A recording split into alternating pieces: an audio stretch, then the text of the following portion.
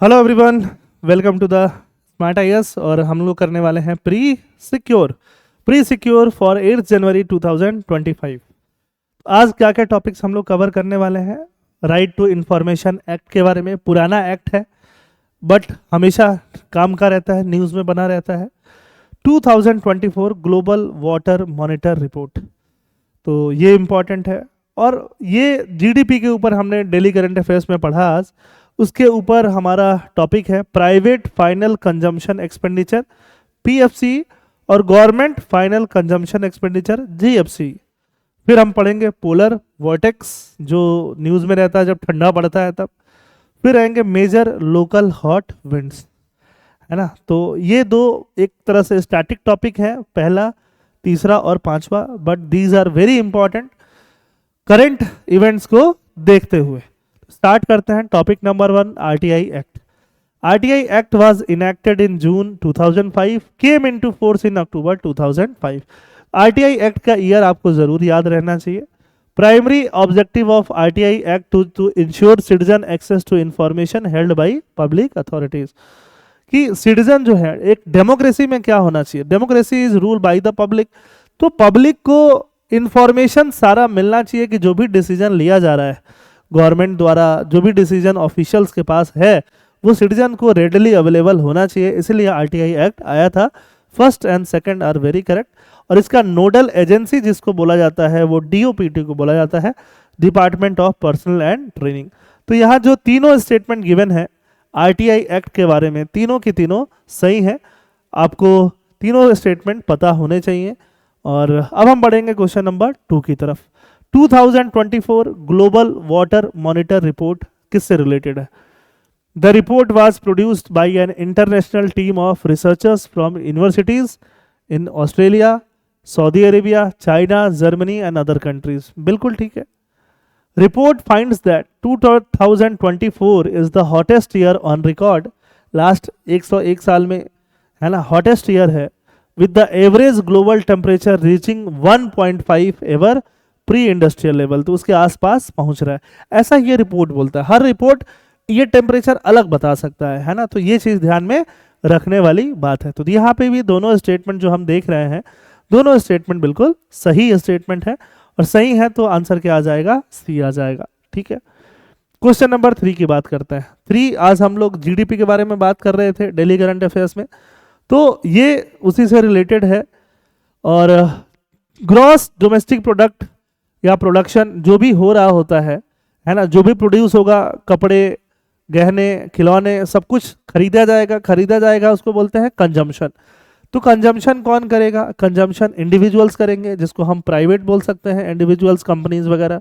Government भी करेगी, इस लोगों को सैलरीज देगी, है ना, कंजम्पशन करने के लिए लोगों को। गवर्नमेंट भी अपने ऑफिसेज में डिफरेंट स्टूल्स लगाएगी, कुछ काम करेगी, है ना। ये सब गवर्नमेंट भी करती है।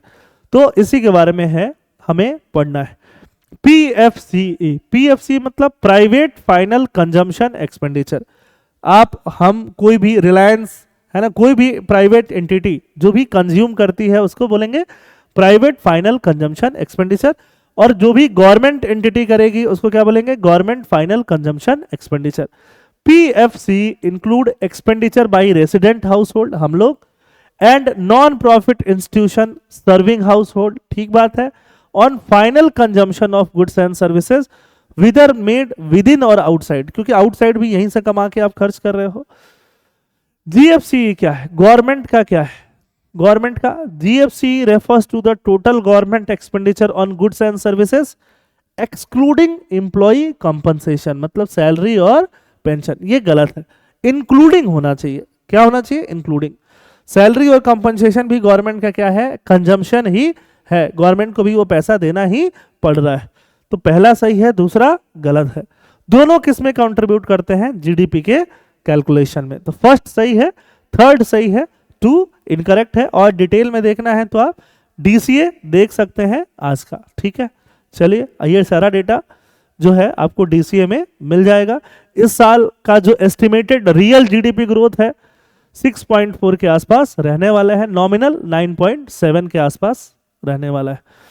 पोलर वॉर्टेक्स की बात करते हैं। Polar vortex, poles, north pole, south pole आप समझते हो, तो नॉर्थ पोल में और साउथ पोल में, नॉर्थ और साउथ पोल की अगर हम लोग बात कर रहे हैं तो north pole and south pole, poles के पास में यहाँ एयर सर्कुलेशन होता है।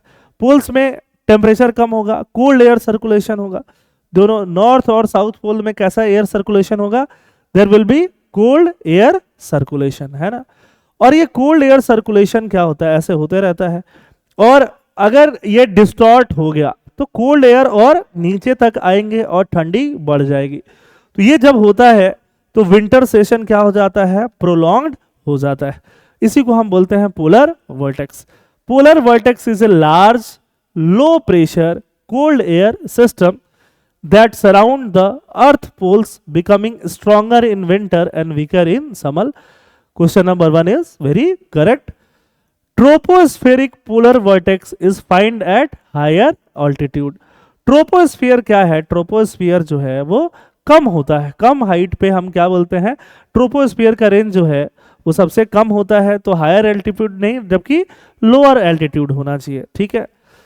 The stratosphere polar vortex is located in the lowest atmospheric layer where weather event occurs. तो ये भी क्या है? गलत है। ये दोनों स्टेटमेंट एक तरह से अपोजिट कर दिए गए हैं। यहाँ पे क्या बताना है आपको? इनकरेक्ट बताना है। इनकरेक्ट में क्या आंसर आ जाएगा? 2 and 3, क्योंकि फर्स्ट जो था वो क्या था? एक तरह से करेक्ट स्टेटमेंट था, ठीक है। तो 4 की बात कर लेते हैं हम लोग। पोलर वर्टेक्स हम लोग समझ गए, ये क्या है? Stable polar vertex. ये क्या है? डिसरप्टेड। डिसरप्टेड में कोल्ड एयर और नीचे की तरफ आ जाएंगी, कोल्ड एयर नीचे की तरफ आ जाएंगी, तो ठंडी का जो टाइम है, सर्दी का जो टाइम है, विंटर का जो टाइम है, वो काफी ज्यादा एक्सटेंड हो जाएगा। यूएस वगैरह में ये सब देखने के लिए ज्यादा मिलेगा। First is correct, second and third is incorrect. Last question for the day, very important for prelims, है ना। ये दोनों क्वेश्चन है, ये क्वेश्चन भी वेरी इंपॉर्टेंट फॉर प्रीलिम्स। देखो, लोकल विंड्स होते हैं, हर रीजन में कुछ लोकल विंड्स चलते हैं। तो उसमें एक विंड है लू। लू मतलब लू लग गया, है ना। हीट वेव जिसको बोलते हैं, गर्म हवा जो चलती है। Hot dry wind blowing over north India and Pakistan with high temperature. लोगों को लू से बीमारी हो जाती है, हीट स्ट्रोक हो जाता है, हम मर भी जाते हैं। Blowing in west to east direction, Pakistan से इंडिया की तरफ लू, सही है। फोहेन क्या है? फोहेन, फोहेन भी एक लोकल विंड है, वार्म है, ड्राई विंड है on the leeward side of the Alps, caused by air rising and cooling on the windward side, melts snow. ये भी स्नो मेल्ट करती है, ये भी एल्प्स माउंटेन के अराउंड की एयर है। चिन्यूक भी हॉट एंड ड्राई विंड है, ठीक है। ये वार्म है, ये हॉट है। उससे भी ज्यादा गर्म क्या है? चिनूक। तो चिनूक भी क्या करती है? आइस को मेल्ट कर देती है ना। आइस मेल्टर के नाम से भी, स्नो ईटर के नाम से भी इसको जानते हैं। ये भी पूछा जा सकता है, स्नो ईटर कौन सा है? रॉकी माउंटेन्स, ये भी eastern slopes of the Rocky Mountains also known as snow eater. तो ये भी आपको अमेरिका में मिलता है। 1 2 3 दोनों सेम ऑर्डर में अरेंज्ड हैं, तो आंसर ए हो जाएगा। इसके अलावा और भी लोकल विंड्स होती हैं। Local winds are winds that blow over smaller areas typically covering distance from 10 to hundreds of kilometre. उसमें लोकल में हॉट विंड भी हो सकता है, कोल्ड भी हो सकता है। लू है, फोहेन है, चिनूक है, सिरोको है और हरमटन है। इस सब के बारे में आपको पता होना चाहिए। सिरोको कहाँ है? Hot dry dusty wind from the Sahara. हरमटन क्या है? Hot dry dusty wind from Sahara. Sorry, ये उल्टा लिखा हुआ है, हाँ। और ये सारा की फीचर्स जो है, की फीचर्स 45 to 50 है ना, और ये सब आपको पता होना चाहिए। एल्प्स, इसको स्नो ईटर बोलते हैं, ठीक है। तो हरमटन वाला ये थोड़ा रिपीटेटिव है, इधर वाला आप याद रख सकते हो। समझ में आ रही बात? तो आई थिंक आपको आंसर्स समझ में आए होंगे। और this is all about pre secure today. जो भी आपको फैक्ट्स, फैक्चुअल इंफॉर्मेशन नहीं पता होगा वो आप जरूर नोट कर लेना। थैंक यू, जय हिंद।